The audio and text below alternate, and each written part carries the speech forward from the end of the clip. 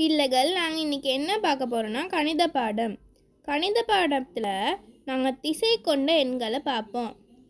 திசை கொண்ட எண்களில் நேர் எண் மறை எண்ணுன்னு 2 இருக்குது. சென்டரில் 0 வரும்.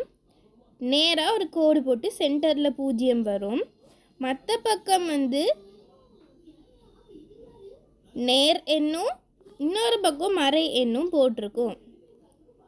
நேர் எண் வலது பக்கம் இருக்கும், மறை எண் இடது பக்கம் இருக்கும். திசை கொண்ட எண்களை கூட்டுதல் இருக்குது. கூட்டுதல் உதாரணம் கொடுத்துருக்கேன்.